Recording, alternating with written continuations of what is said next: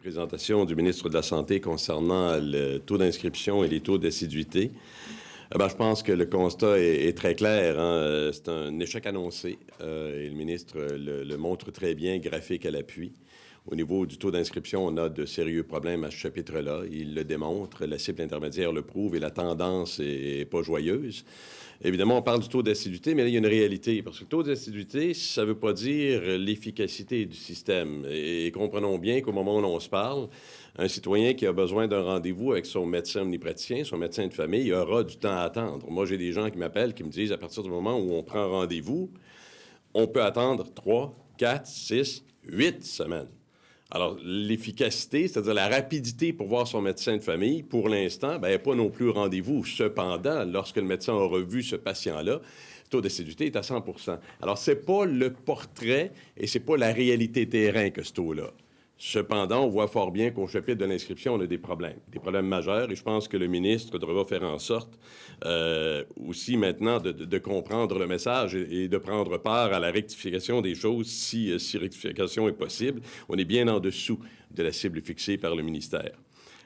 Vous savez, il y a des façons de mieux faire également. Et je la rappelle, celle-là, je vous l'ai déjà dit, mais on l'a proposée aussi. Et d'ailleurs, c'était aussi à travers l'épopée du ministre de la Santé en 2012, une de ses visions, celle de revoir le mode de rémunération des médecins également.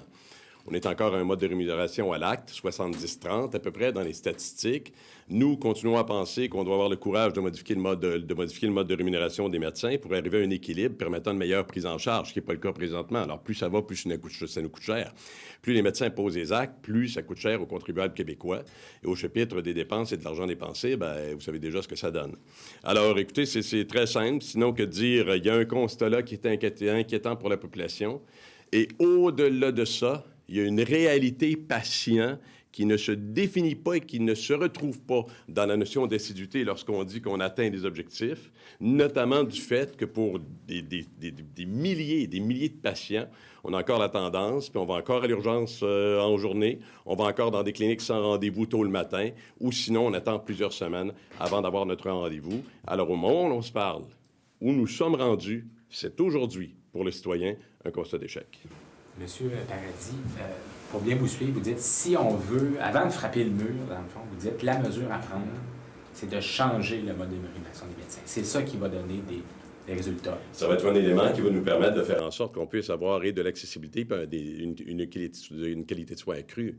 Et cette même proposition-là, dans cette redistribution-là, entre le paiement à l'acte et la prise en charge, était aussi une proposition faite par l'actuel ministre lui-même en 2012, noir sur blanc, de façon très concrète. Et je pense que ça prend aussi ce courage-là de faire en sorte qu'on révise ces mesures-là pour arriver, encore une fois, avec l'objectif ultime de mieux traiter, de mieux soigner, de faire en sorte que les patients du Québec puissent avoir un accès facile, un accès rapide également à ces médecins. Ce qu'on ne vit pas actuellement. Moi, c'est drôle parce que j'écoutais le ministre dire taux d'assiduité, ça va, on est dans les normes, l'inscription, on a des problèmes. Mais il y en a des problèmes, là.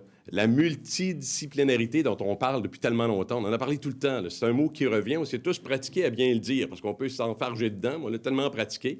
Alors, la multidisciplinarité, aujourd'hui, on a des difficultés, là. Les infirmières qu'on souhaite plus présentes, on a appris il y a quelques semaines qu'on avait des problématiques à faire en sorte qu'elles puissent avoir davantage de pouvoir, trouver leur place. Et pourtant, les infirmières que je rencontre sont prêtes à faire davantage. Ça fait partie d'un paquet de trucs à faire qui ne sont pas faits présentement. Et je vous disais, quand on dit que l'assiduité, ça donne l'impression que tout est beau parce que le médecin voit son patient. Mais encore ce matin, je m'informais à des gens autour et je disais, bon, ça a pris combien de temps pour avoir ton rendez-vous avec ton médecin omnipraticien qui mènera peut-être un médecin avec un médecin spécialiste? Mais 8 semaines, c'est long. 8 semaines, c'est énorme. M. Paradis, comment pouvez-vous demander à des médecins de travailler plus en les payant moins? Si vous voulez changer le mode de rémunération, ils vont forcément, c'est ce qu'évoque le ministre, ils vont te payer moins. Vous leur demandez de travailler plus? C'est-à-dire que le médecin va travailler différemment. Actuellement, le médecin est rémunéré à l'acte et pourra faire, il y a un paiement en fonction du nombre d'actes posés. On pourrait être ensemble dans un cabinet. Puis si j'en pose 10, je serai facturé sur 10 actes différents. Si je vois 15 patients dans ma journée, j'aurais pu charger 150 actes à la RAMQ, ce qui fait que la facture augmente. Si on rééquilibre la notion de rémunération en fonction de la prise en charge de son patient versus le nombre d'actes, on va pas moins bien soigner. on va simplement moins payer, puis on va s'attarder davantage aux patients qui est devant soi. Donc, valoriser davantage la prise en charge Et des c'est patients pas... dans un délai... Absolument, ça fait partie. Mais pourquoi cette donnée-là, demandez-vous à ce qu'elle soit calculée, cette donnée, quand au moment de la prise du rendez-vous, déjà je me demande la faisabilité de ça, la prise le coup de fil passé au cabinet, puis le moment de la visite médicale.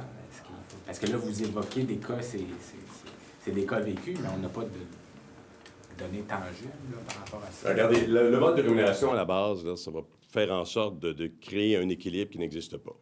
Okay? Ça va re-questionner le système, combien ça nous coûte aujourd'hui, pourquoi la facture est toujours aussi importante pour les contribuables. Ça, c'est une base. Au-delà de tout ce qui se fait, je pense que c'est une mesure qui va nous permettre d'avoir une qualité de soins, une quantité de soins, puis permettre également aux médecins comme aux patients d'avoir un meilleur service. Oui, ça demande un certain courage. Oui, ça demande une modification. Oui, ça demande de rééquilibrer le pourcentage d'actes par rapport au paiement pour la prise en charge. C'est une chose. Au-delà de ça, je veux dire, dans les données du ministre actuellement, le taux d'inscription qui n'est pas au rendez-vous, la tendance qui se maintient, ça augure mal pour les 2 prochaines années. Même le ministre le dit aussi, là. Puis le taux d'assiduité, quand on dit, bien, voyez-vous, là, on est rendu, moi, tout ce que je dis, c'est que ça ne reflète pas la réalité du patient sur le terrain au moment où on se parle.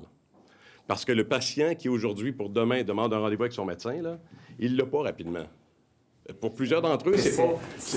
Oui, et le point est intéressant parce que le taux d'assiduité, là, on s'est aperçu que dès la signature de l'entente, dans le fond, on avait manifestement surestimé le problème d'assiduité puisque la cible, au moment de la signature de l'entente, est 10 points de pourcentage inférieur à la réalité. Donc, on était déjà au-dessus et largement de la cible qui était fixée. Le médecin voit son patient. C'est ça. C'est sûr, à partir du moment où il est vu, là, vous avez 100 dans le cahier. Okay? J'ai vu mon patient, j'ai 100 Le problème, c'est le délai. C'est le délai. Combien de personnes vont dire, à partir du moment où j'attends 8 semaines, vont décider qu'au-delà de ça, plutôt que de rester à la maison, dans une condition qui demande à être traitée, hein, je prends un rendez-vous, là, au-delà de savoir si ta pression est bonne. Alors, si je décide de ne pas attendre ces 8 semaines-là, qui sont des cas réels, là, si je décide de ne pas attendre, je fais quoi? Je vais à l'urgence? Je vais dans une clinique sans rendez-vous? Je vais dans le taux d'assiduité, par exemple. Oui, parce qu'il n'ira pas. Mais là, les gens attendent, ils vont voir le patient, ils vont voir son médecin. Il y a un délai d'attente qui, pour le citoyen, est difficilement supportable. Et dès qu'on l'aura vu une fois, on est à 100 du taux d'assiduité. Mais attaquons-nous à l'efficacité du système. Ça prend combien de temps, aujourd'hui, pour avoir un rendez-vous avec son médecin praticien? Combien de semaines il faudra attendre? Est-ce qu'il y a des médecins... Il est là, le véritable objectif, il est là. Pour parler d'efficacité, c'est là qu'il faut aller. Mais est-ce qu'il y a des patients qui sont lésés à cause de ça? Ou est-ce que ne s'opère pas une priorisation des cas? Écoutez, moi, je pense que le patient qui attend plusieurs semaines, puis j'ai des cas en mémoire, là, comme je vous dis, ce que je vous dis est fréquent, puis facilement vérifiable. Bon, les patients... le raconte. Je pense qu'à partir du moment où tu dois attendre plusieurs semaines pour rencontrer ton médecin omnipraticien parce que tu juges que cette rencontre-là est importante, que dans ton histoire de santé, c'est une rencontre importante, puis que tu as un délai d'attente qui atteint ces semaines-là supplémentaires, je pense que le patient est pas bien servi. Est-ce que, pour revenir à la rémunération des médecins, est-ce que les médecins gagnent tellement d'argent qu'ils travaillent moins pour avoir le même niveau de vie? Ou encore faut-il qu'ils changent leur culture de travail comme l'évoque le ministre? Il a même parlé des Gaulois de la médecine qui refusent de changer leur pratique. C'est pas méprisant? Non, mais les médecins ont un travail à faire. Assurément, les médecins ont un travail à faire. Là. C'est-à-dire que pour certains d'entre eux, on devra revoir la pratique. Nous, ce qu'on dit, c'est qu'on pourrait le faire différemment. C'est-à-dire que tu fais de l'argent à poser des actes, on pense que s'il y avait une rémunération adéquate et équilibrée sur la prise en charge, tu n'aurais pas besoin de faire en sorte de ne faire que de l'acte et d'aller chercher davantage d'argent. Au-delà de ça, mais bon, le médecin devra revoir sa façon de faire pour arriver à ne serait-ce que faire tomber l'attente dont on parle ensemble aujourd'hui. Mais le ministre, il a aussi une responsabilité là-dedans. Là. C'est son plan de match. Là. C'est ça. Tu sais, c'est le coach sur le bord de la ligne qui présente le plan de match. Alors, lui a une responsabilité de ce que l'on vit aujourd'hui, c'est-à-dire de se rendre compte qu'au niveau de l'inscription, on a une problématique, puis on s'en va vers un échec, puis la tendance va être difficilement, ça va être dur à rééquilibrer s'il n'y a pas de quoi qui est fait tout de suite. Puis au niveau de l'assiduité, bien, je l'ai dit, c'est le fun de dire que ça fonctionne, mais ce n'est pas le portrait réel sur le terrain de l'attente des citoyens qui souhaitent avoir un rendez-vous avec leur médecin de famille. L'échéance ultime de ça, c'est des sanctions financières prévues dans la loi 20. Pensez-vous que ça va régler le problème? Parce que dans le fond, c'est ce que le ministre brandit, là. Ultimement, s'il ne livre pas, on va les pénaliser financièrement. Ouais. Une fois que ça va arriver, ça, pensez-vous que ça va régler le problème? Bien, écoutez, moi, je vais vous dire une chose. Le ministre utilise cette façon de faire-là. Dans ma tête, à moi, il y a là un élément de confrontation, un élément de coercition. Puis dans ma tête, encore une fois, à moi, c'est pas la façon idéale de faire avancer les choses. Je pense qu'il y a moyen, je l'ai toujours dit, de travailler davantage en collaboration que d'imposer.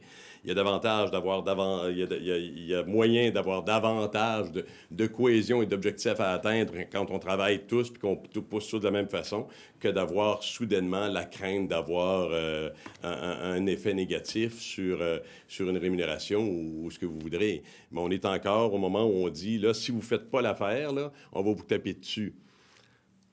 Je ne pense pas que dans une famille, par exemple, tu fasses avancer beaucoup ton enfant en ayant des mesures coercitives. Je pense qu'en faisant comprendre le bien-être de la population dans un dossier comme celui-là, il y a moyen de travailler en collaboration. Encore faut-il que le ton le permette. Je ne suis pas sûr que le ton du ministre permet toujours ça. Le ministre se plaint des transferts fédéraux. Est-ce que Ottawa devrait dire à M. Barrette, donnez moins d'argent aux médecins, puis mettez-les plutôt dans les services aux citoyens?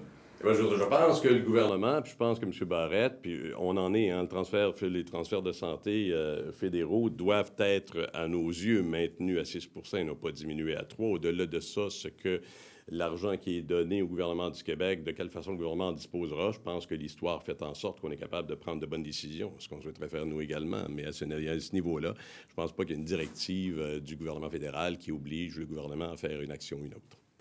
Merci beaucoup. Merci.